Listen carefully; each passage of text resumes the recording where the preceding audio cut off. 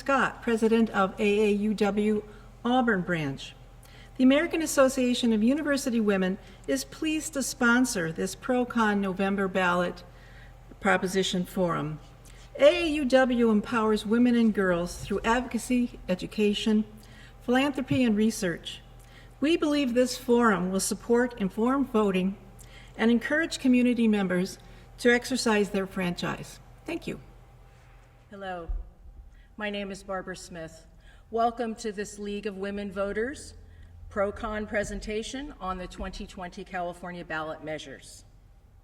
The League of Women Voters is a nonpartisan, nonprofit organization of women and men that encourages active, informed participation in government. The League does not support or oppose political parties or candidates. The League does take a position on issues, but only after carefully studying an issue and coming to consensus. You may see that the League has taken positions on some of the November ballot measures.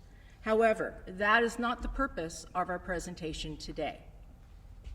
Part of our mission is to provide information to voters so they can evaluate and make informed decisions on the issues. This presentation today is part of our voter service program, and we will present the information in a fair, unbiased manner.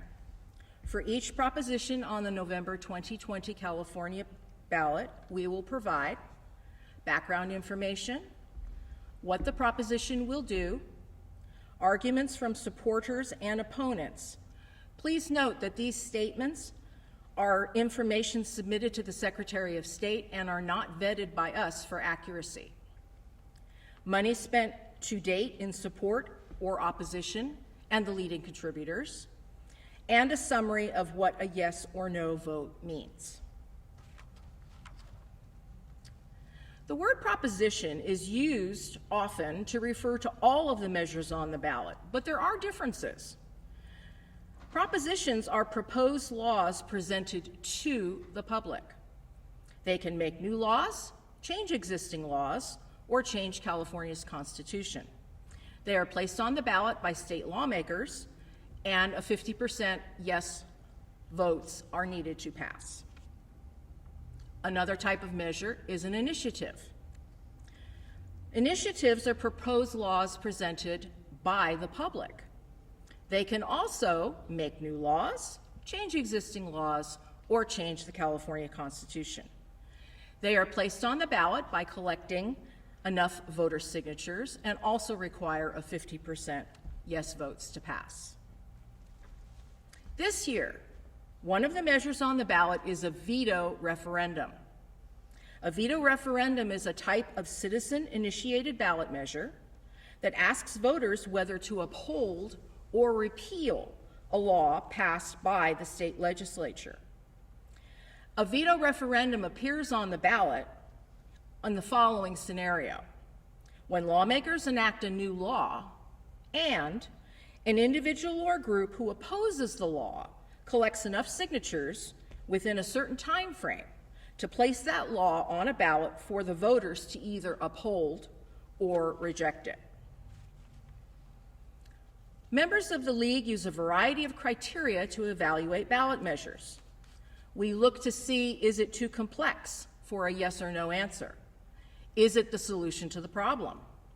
Is it written well? Is it paid for? Does it create new problems? Restrict the state budget? Belong in the Constitution? You have probably heard the phrase, follow the money. When we talk about that, what we are saying is who is really supporting or opposing. In other words, follow the money. Everything that we talk about today, except the California Legislative Analyst's Office statements, are opinions or advertisements. It is also important to remember that when we share the arguments of each measure's supporters and opponents, we are sharing their opinions. Initiatives can only be amended by other initiatives, and you will find the entire text of every proposition in your voter information guide and on the Secretary of State website available to you.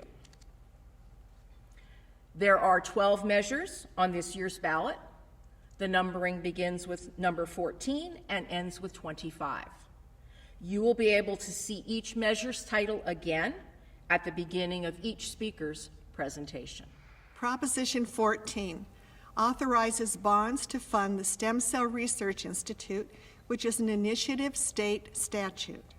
The question: should voters approve a $5.7 billion bond to fund stem cell research?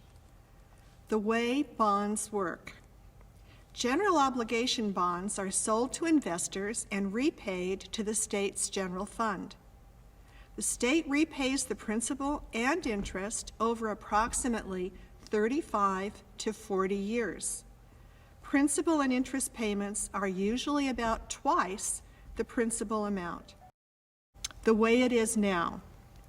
16 years ago, California voters approved borrowing $3 billion to finance a state government stem cell program. The research organization created by the 2004 ballot CIRM, California Institute for Regenerative Medicine, has funded a variety of projects and clinical trials through the University of California, Stanford, and others. Now the money has been almost completely spent. What would Proposition 14 do? It allows the state to sell $5.5 billion in general obligation bonds to fund an additional grant to support research and the development of treatments, including clinical trials for many diseases. It dedicates $1.5 billion to fund research and therapies for Alzheimer's, Parkinson's, stroke, epilepsy, and other neurological conditions. It limits the amount of bonds the state could sell to $540,000 per year. It makes changes to the CIRM intended to improve patient access to stem cell treatments. What is the fiscal impact of Proposition 14? The total estimated state costs of $7.8 to $5.4 billion in principal, $2.3 billion in interest. The state would repay the bonds at about $260 million per year over the next roughly 30 years. The state would start making payments from the general fund in 2026. It could result in numerous indirect effects on state and local governments. What do the supporters of Proposition 14 say? Proposition 14 would continue building on the success of FDA-approved clinical trials, 2,900 medical discoveries to date, leading to new medical treatments. It is supported by over 70 patient advocate organizations. It increases patient access and affordability, and it will ensure strict accountability and transparency. And what do opponents of Proposition 14 say? We can't afford to waste billions. Proposition 14 funds a bureaucracy with serious problems. The federal government and private groups are already helping pay for important stem cell research. And Proposition 14 means higher taxes, layoffs, or both. Follow the money. To date, support for Proposition 14 is $6.5 million. Opposed, 0. What does a yes vote mean? A yes vote means that we approve a $5.7 billion bond to continue funding stem cell research, conduct clinical trials, develop therapies for chronic neurological and brain diseases and injury. A no means that this is not approved. Proposition 15. It's a tax on commercial and industrial properties for education and local government funding initiative. It's an initiative constitutional amendment. The question: should voters amend the state's 40-year-old property tax restrictions to exclude commercial and industrial property, thereby taxing such property based upon current market value instead of the purchase price. The way it is now. In 1978, voters passed Proposition 13, which put a cap on property taxes, tying the taxes to the original purchase price, allowed residential and commercial property to be reassessed only when sold. What would Proposition 15 do? It would amend the Constitution to require commercial and industrial properties, except those zoned as commercial agriculture, to be taxed based on their market value. This change would be known as split roll. It would apply only to commercial and industrial properties worth more than $3 million. It would exempt a small business's tangible personal property from taxes and $500,000 in new small business tangible personal property. It would lower taxes on business equipment such as machines and computers. Fiscal impact.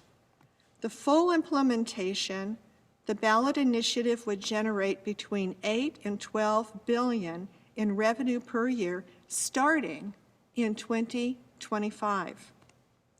What supporters say. It increases funding to our schools, community colleges, and local governments. Wealthy company and business owners should pay property taxes based on what their holdings are truly worth. Taxes from Proposition 15 will help pay for important public services such as schools, fire department, police, and other government services. Proposition 15 is a fair and balanced reform that closes property tax loopholes benefiting wealthy corporations. It cuts taxes for small businesses and protects homeowners and renters. What opponents say. It will affect California's business climate and job creation. Raising taxes will increase the cost of everything people buy, including food, gas, and health care. Proposition 15 will hurt small businesses that are struggling during the current pandemic. Follow the money. Supporters to date have spent over $20.8 million in support of this proposition. Opponents have spent $5.5 million. Yes or no on Proposition 15? A yes vote supports this constitutional amendment to require commercial and industrial properties, except those zoned as commercial agriculture, to be taxed based on their market value rather than their purchase price. A no vote would mean no change to the original Proposition 13 law. Proposition 16. It allows diversity as a factor in public employment, education, and contracting decisions. It is a legislative constitutional amendment. The question, should voters repeal Proposition 206, passed in 1996, and restore affirmative action the way it is now? In 1996, by approving Proposition 209, California voters banned consideration of race, sex, color, ethnicity, or national origin in public programs. As an exception to Proposition 209, state and local entities can consider sex when it is necessary as part of normal operations. State and local entities discontinued or modified their affirmative action programs following the approval of Proposition 209. Federal law allows policies and programs that consider certain characteristics within limits. What would Proposition 16 do? It would eliminate the consideration of race, sex, color, ethnicity, or national origins in public education, public employment, or private contracting. What would the fiscal impact be? No direct fiscal effects on public entities, potential fiscal effects on implementing programs highly uncertain. What do the supporters say about Proposition 16? A yes on Prop 16 means equal opportunities for all Californians. Despite living in the most diverse state in the nation, women and people of color are currently still discriminated against. We are at a historic moment and need to strengthen California by overturning discrimination in all areas. What do opponents say? Approval of Proposition 16 would be a step backward, introducing a new form of discrimination to favor politicians' favorites. When deciding who gets into college or who gets a government job, we should not favor one racial or ethnic group over another. Proposition 16 will require costly bureaucracies to enforce its provisions, burdening taxpayers. Follow the money. $3.3 million has been spent in support of Proposition 16. Opposed, $123,000. Yes or no on Proposition 16? A yes vote supports this constitutional amendment to repeal Prop 209, which says the state cannot discriminate against or grant preferential treatment to persons on basis of race, color, ethnicity, or national origin in public employment, public education, and public contracting. A no vote opposes this constitutional amendment, thereby keeping Proposition 209 in place. Hi, I'm Kathy Souza. I'll be presenting Proposition 17, which restores the right to vote after completion of the prison term. It's a legislative constitutional amendment. The question: should persons who are on parole for felony convictions be allowed to vote? The way it is now. The state constitution allows most U.S. citizens who are residents of California and at least 18 years of age to vote, if they register to vote. People eligible to vote include those who are in county jail or supervised by county probation in the community. The state constitution prevents those in state prison or are on parole from voting. Currently, there are roughly 50,000 people on state parole. What Prop 17 would do? Prop 17 changes the state constitution to allow people on state parole to register and vote. Fiscal impact. Annual county costs for the added workload of processing additional voter registrations and mailing ballots to those on state parole who register would likely be in the hundreds of thousands of dollars statewide. There would be a one-time workload for the state to update voter registration cards and systems to reflect that people on state parole could register to vote at an estimated one-time cost likely to be in the hundreds of thousands of dollars. Supporters say, when a person completes their prison sentence, they should be encouraged to re-enter society and have a stake in their community. Restoring their voting rights does that. Civic engagement is connected to lower rates of recidivism, and people on parole pay taxes and should be allowed to vote. Opponents say parole in California is for serious and violent criminals. Parole is to prove rehabilitation before full liberty, including voting rights, is restored. Most parolees stumble, and 50% are convicted of new crimes. Follow the money.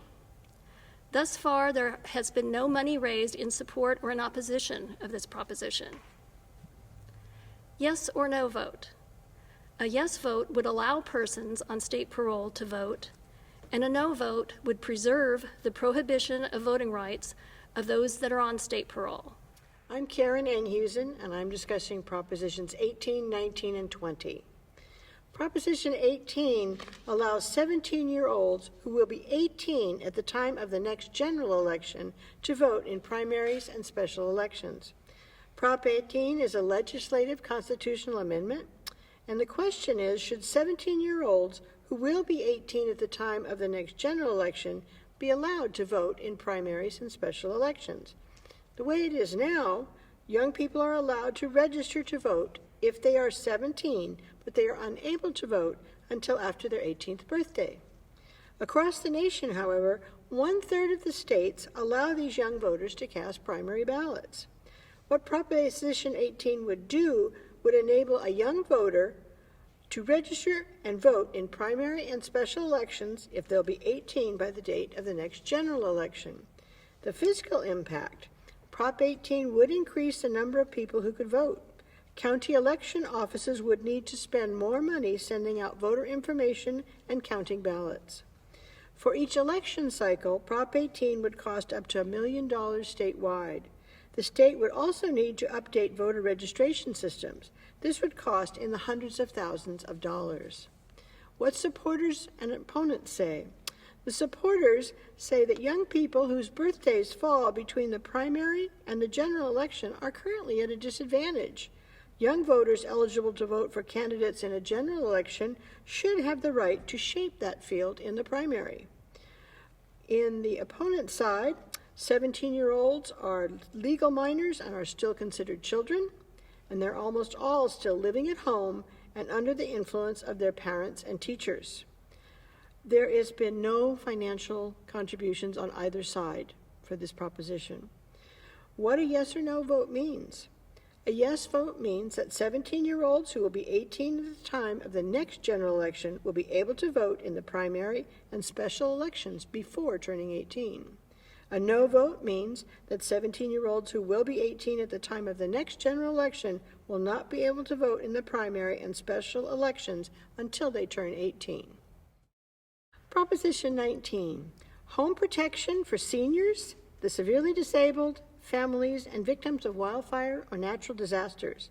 Proposition 19 is a legislative constitutional amendment, and the question is, should the special rules for eligible homeowners be expanded so that eligible homeowners could keep their lower property tax bill when moving to another home anywhere in the state? The way it is now, California's cities, counties, schools, and special districts like fire protection districts collect property taxes based on the value of the property at the time of sale. Special rules allow eligible existing homeowners to change ownership to a different home without paying higher property taxes. These special rules apply to homeowners who are over 55, who are severely disabled, who can use this once in a lifetime. Special rules also allow properties to pass between parent and children without an increase in property tax, or between grandparents and grandchildren when the grandchildren's parents are deceased. What Prop 19 would do would expand special rules for eligible homeowners. It would allow homeowners to move anywhere in the state, allow the purchase of a more expensive home, increase the number of times it could be used in a lifetime to 3. Property taxes would go up, but not as much as other homeowners, and the formula is spelled out in the text of the bill. Allow more people to buy and sell homes without facing increased property tax bills, and it would probably increase the number of homes sold each year. The fiscal impact would be that local governments would gain tens of millions of dollars of property tax revenue per year. The revenue from the related taxes could increase by tens of millions of dollars per year for both state and local governments. Most of this new state revenue would be spent on fire protection. What supporters say? Say this limits property taxes for seniors, wildfire victims, and disabled homeowners. It closes unfair tax loopholes used by East Coast investors, celebrity, and wealthy trust fund heirs on vacation homes and rentals, and it increases fire protection, emergency response, and school funding. The opponents say this takes away Proposition 13 related protections that California families now have under the state constitution, and that the transfer of Proposition propositions in Prop 19 were already rejected by voters in 2018. This could hurt families who could not afford to pay taxes on inherited family homes. The supporters are realtors, and they have contributed about $17 million. In the opposition, we have none written and no money contributed. Yes and no vote.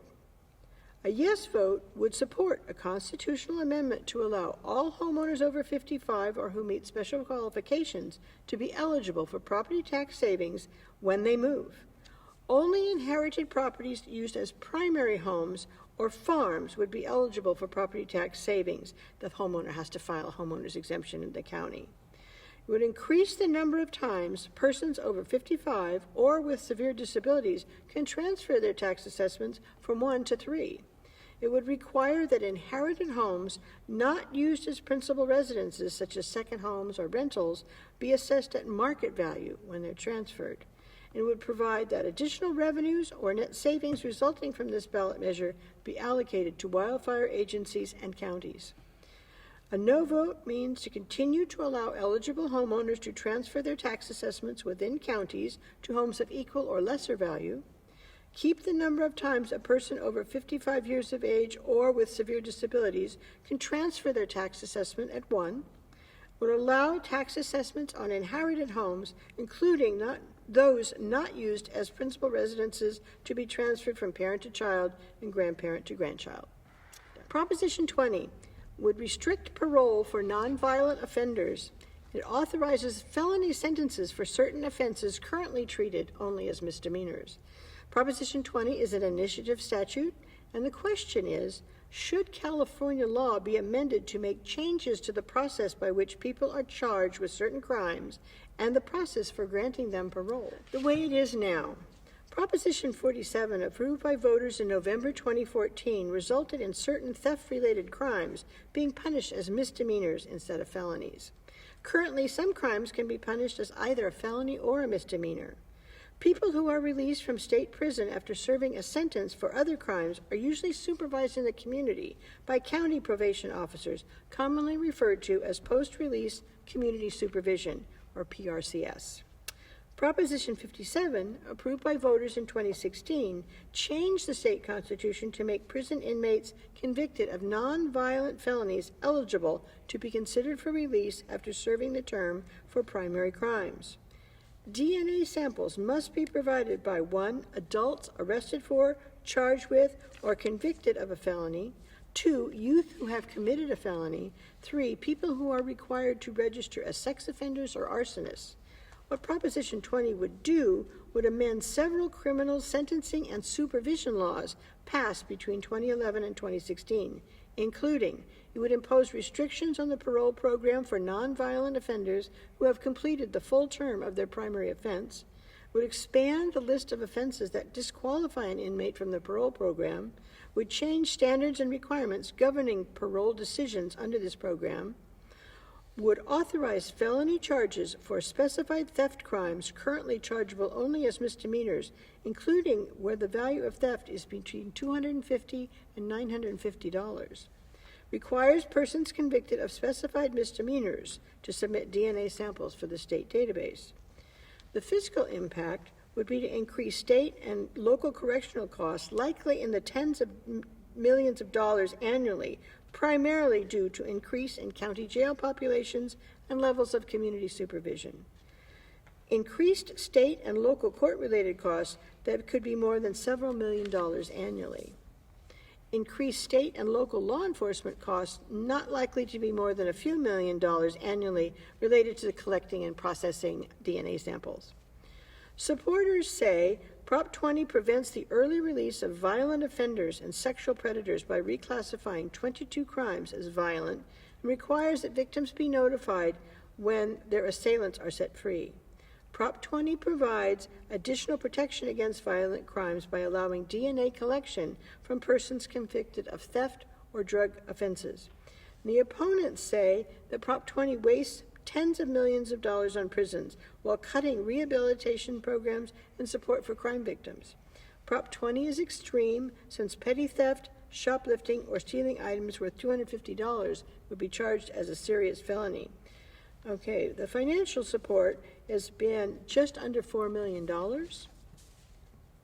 in support of this ballot measure, and the opposition has raised just over $3 million in support of the opposition. What a yes or no vote means. A yes vote adds crimes to the list of violent felonies for which early parole is restricted. It recategorizes certain types of theft as misdemeanors or felonies. It requires DNA collection for certain misdemeanors. A no vote maintains the current list of violent felonies for which early parole is restricted. It maintains the current categorization of types of theft and fraud crimes and maintains current DNA guidelines. Hello, I'm Norma Sexton, and I will be presenting on Proposition 21. Proposition 21 expands local government's authority to enact rent control on residential property. This is an initiative statute. The question before the voters is, should local governments have the authority to establish rent control on residential properties over 15 years old? The way it is now, the Costa-Hawkins Rental Housing Act, passed in 1995, allows landlords to increase rent prices to market rates when a tenant moves out. It also allows local governments to use rent control except on housing that was first occupied after February 1, 1995, and housing units such as condos, townhouses, and single-family homes. In 2019, new legislation was enacted that restricted annual rent increases to no more than 5% plus inflation and applies to housing more than 15 years old. What Proposition 21 would do? It would replace Costa-Hawkins. It allows rent increases in rent-controlled properties of up to 15% over a 3-year period on residential properties over 15 years old. It would exempt individuals who own no more than 2 homes from new rent control policies. And in accordance with California law, it prohibits rent control from violating a landlord's right to a fair financial return. The fiscal impact. There is a potential reduction in state and local revenues in the high tens of millions of dollars per year over time. And depending on actions by local communities, revenue losses could be more or less. Supporters say housing is unaffordable for many families, forcing many to spend over 50% of their income on housing. It would bring stability to seniors and veterans, protect single-family homeowners, and reduce homelessness. And it would keep housing costs down and guarantee landlords a profit. Opponents say Proposition 21 is a deeply flawed scheme that would increase housing costs and hurt California's economic recovery. It would repeal a housing law, but not provide a solution nor offer protections for renters. And it would reduce home values up to 20% and eliminates homeowners' protections. Follow the money. At this time, each side has a balanced portfolio. $16.9 million has been raised for the proposition and $16.3 million against the proposition. Yes or no? A yes vote supports this ballot initiative to allow local governments to enact rent control on housing that was first occupied over 15 years ago, with an exception for landlords who own no more than 2 homes with distinct titles or subdivided interests. A no vote keeps Costa-Hawkins, prohibiting rent control on housing that was first occupied after February 1, 1995, and housing units with distinct titles such as condos, townhomes, and single-family homes. Also, in my reading, the 2019 legislation would remain in effect until its sunset in 2030. Prop 22. Prop 22 exempts app-based transportation and delivery companies from providing employee benefits to certain drivers. It's an initiative statute. The question: should app-based drivers be considered independent contractors and not employees or agents? The way it is now. An independent contractor is someone who does work for a business but is not an employee of that business. Drivers for app-based companies such as Uber, Lyft, Instacart, and DoorDash are independent contractors. They choose when, where, and how much to work. They use their own cars and pay their own expenses. They are not covered by state employee laws such as minimum wage, overtime, unemployment insurance, and workers' compensation. In 2019, the California legislature passed AB 5, requiring rideshare and delivery companies to hire drivers as employees. A California judge recently upheld AB 5 and ordered Uber and Lyft to reclassify their drivers from independent contractors to employees with benefits. These companies do not agree and continue to hire drivers as independent contractors. What Prop 22 would do? Prop 22 would treat app-based rideshare and delivery drivers as independent contractors.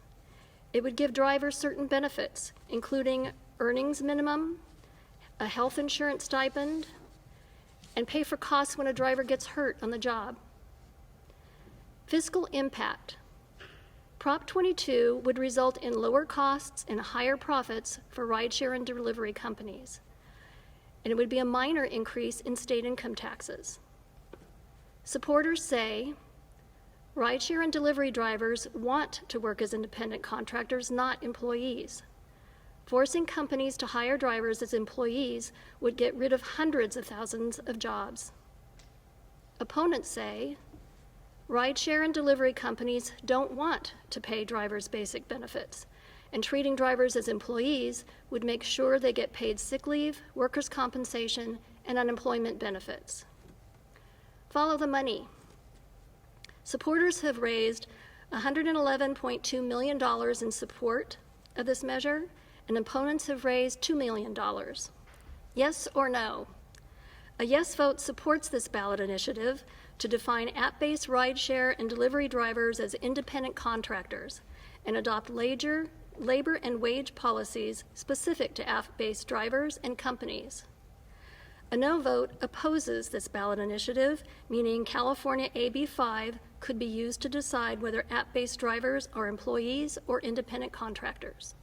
Proposition 23.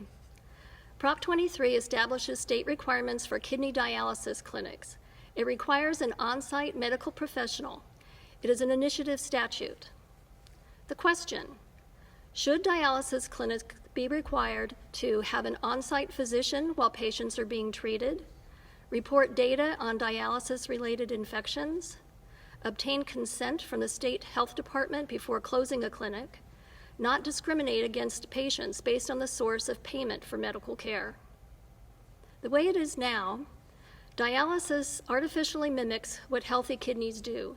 It removes blood from the body, filters it through a machine to remove waste and extra fluid, then returns it to the body. There are about 600 licensed CDCs in California providing dialysis to about 80,000 patients each month. The patient's doctor is required to visit the patient during dialysis treatment at the CDC at least once per month. CDCs must report infections to the Federal Centers for Disease Control. Payment for dialysis comes from three main sources: Medicare, Medi-Cal, and group and individual health insurance. Health insurers typically pay higher rates for dialysis than government programs. Two private for-profit companies, DaVita and Fresenius Medical Care, own nearly 75% of the CDCs in California. What Prop 23 would do: Prop 23 would require CDCs to have a licensed physician on site during all treatment hours. It would require CDCs to report infections to the California Department of Public Health and charges penalties of up to $100,000 if CDCs fail to report this information. It requires CDCs to obtain consent from CDPH before closing a dialysis clinic. And it prohibits CDCs from refusing care to a patient based on who is paying for the treatment. Fiscal impact. Prop 23 would increase costs for dialysis clinics. CDCs could respond to this in several ways.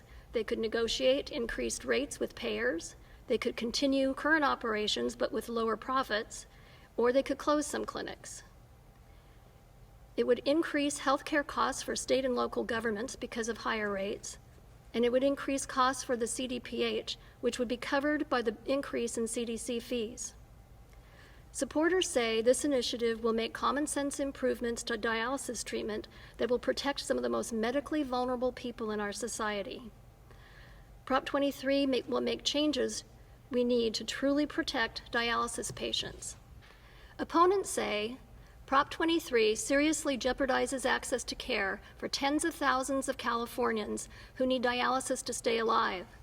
This useless bureaucratic mandate would increase clinic costs by hundreds of millions of dollars annually, putting half of all clinics at risk of closure. Follow the money. Supporters have raised $6.1 million, while opponents have raised $2 million. Yes or no? A yes vote supports this ballot measure to require dialysis clinics to have an on-site physician while patients are being treated, report data on infections, obtain consent before closing a clinic, and not discriminate against patients based on the source of payment for care. A no vote opposes this ballot measure and would keep dialysis clinics the way they are. Proposition 24 amends consumer privacy laws. It is an initiative statute. The question: should the California Consumer Privacy Act of 2018 be modified, and should a new state agency, the California Privacy Protection Agency, be established? The way it is now. The California Consumer Privacy Act of 2018 provides consumer data privacy laws, provides consumer privacy rights, and provides for penalties against businesses who violate the laws. What would Proposition 24 do?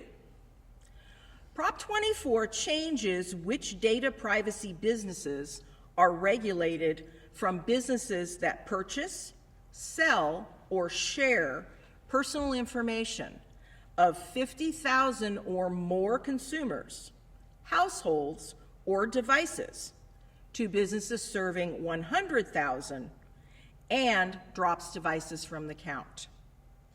It adds and removes compliance requirements. It provides new data privacy rights. It changes penalties and limits the use of penalty revenues by the state to consumer privacy enforcement. And it creates a new state enforcement agency of a 5-member board with the chair appointed by the governor. This is a complex proposition that is 52 pages in length. The fiscal impact. The total net impact on the economy and state and local revenue is unknown. Increased state general fund costs are estimated at $10 million annually for a new state agency, courts, and state attorneys. The penalties collected may or may not offset the increased costs. What Proposition 24 supporters say? Prop 24 will protect your most personal information by allowing consumers to prevent businesses from using or sharing sensitive information about health, finances, race, ethnicity, and precise location. Young people will be protected by tripling fines for violations including information about children. The new agency would be dedicated and funded enforcement method for data privacy. Prop 24 opponents say that Prop 24 provides giveaways to social media and tech giants because it requires consumers to opt out of the loss of privacy. It sets up a pay for privacy by letting businesses charge consumers more to safeguard personal information because a consumer can be denied a discount or other financial benefit for not allowing access. Prop 24 creates a loophole that allows the sale of the personal information of small business owners. Follow the money. At this time, supporters have raised $4.8 million in support of this proposition. Opponents have not recorded any amounts. Prop 24, yes or no? A yes vote supports the modification and expansion of the state's consumer data privacy laws and creates the Privacy Protection Agency. A no vote opposes the modification and expansion of the state's consumer data privacy laws and opposes creating the Privacy Protection Agency. Proposition 25, uphold replacement of cash bail with risk assessments. This is a veto referendum.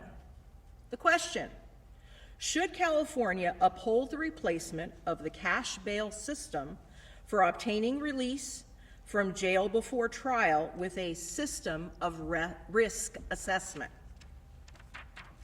The way it is now, California utilizes a bail system to release detained persons before their trials. Such persons pay a cash bail or bond to be released from jail pending trial, with the promise to return to court for trial and hearings. In 2018, the legislature passed and the governor signed a law, SB 10, to eliminate cash bail and change the processes for release from jail before trial. Before SB 10 could take effect, this referendum qualified for the ballot, submitting to the voters whether the process of SB 10 should go into effect. What Proposition 25 would do. Under Proposition 25, assessment computer models would be created to assist judges to conduct risk assessments and make recommendations for conditions of pretrial release based on level of danger to the public or risk of flight. Risk assessments would replace a system of cash bail in California. Commercial bail bond agents and insurance companies providing such bonds would be unnecessary. The fiscal impact. There will be increased state and local costs, possibly in the mid-hundreds of millions of dollars annually. It is unclear whether some of the increased state costs would be offset by local funds currently spent on this type of workload. There will be decreased county jail costs, possibly in the high tens of millions of dollars annually. There is an unknown net impact on state and local tax revenues. Prop 25 supporters say cash bail is unfair because a person who cannot afford bail will not be released from jail prior to trial or hearings. Trial may be delayed for long periods of time, potentially keeping innocent persons incarcerated or causing persons to plead guilty to crimes to avoid staying in jail. Persons who can afford to post the full amount of bail directly to the court will receive a full refund upon completion of their case.